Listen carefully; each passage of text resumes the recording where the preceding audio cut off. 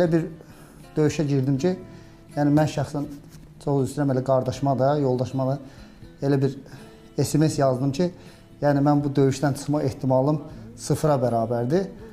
Halallaşdım. Yəni elə bir qismət oldu ki, yəni düzdür, o döyüşdən salamat çıxdım, gəldim SMS-ə baxdım ki, set olmadığına görə SMS gedməyib.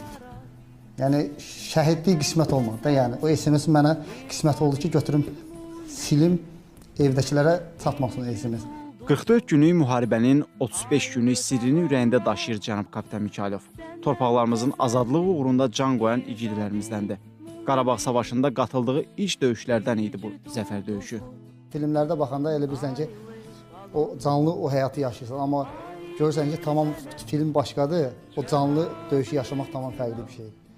Mən həqiqətən, mən inanmazdım ki, yəni bu günə kimi mən bu döyüşlərdən yəni salamat qutarar. Mən ümidim yox idi. Ard-arda gələn qələbə zəfərləri cənab kapitanı və tabeliyində olan əsgərlərin növbəti uğurlara ruhlandırır.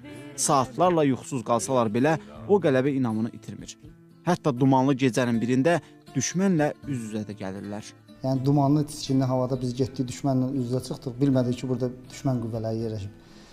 Yəni bizdəki olan əhval-ruhiyyə həqiqətən biz gözləməzdik belə bir şey. Yəni deyərək, gülərək, orada bizim məskunlaşmağımız, yerləşməyimiz, biz orada özümüzə mövqe qazıb, oraya yerləşənə kimi düşmən qüvvəsi bizim 50 metrimizə, bizim səsimizə qulaq asırmış ki, burada bir tabur yerləşir.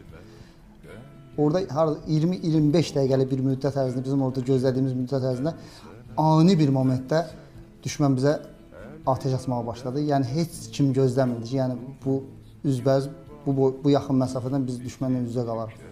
Yəni onlar gördülər ki, bizim əzmimizi qıra bilmədilər. Həqiqətən də biz onlara qarşılıq verdik. Onlar məcbur olub geri çəkildilər. O döyüş həqiqətən düzdür. Şəhidlərimiz də oldu, yaralılarımız oldu. Biz o yüksəkliyi əldən vermədik. Çünki o yüksəklik bizim üçün çox bir strateji bir nöqtə idi ki, düşmənin Şuşa istiqamətində o yoldan istifadə edirdi. O yolu biz tutmalıydıq ki, ora düşmən girməsin. Düşmən zirehli texnikalar ora girə bilməz. Ən çətin döyüş isə Şuşada baş tutur. Bizim bildiyimiz əlbəyaxa döyüşü. Süngü ilə, bıçaqla, çünki o düşmən qüvvələri də hələm-hələm oradan partizan döyüşü gedir. Oradan çıxmaq istəmədilər.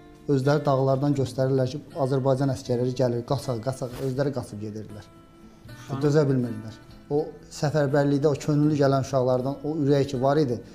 Adi yaralanan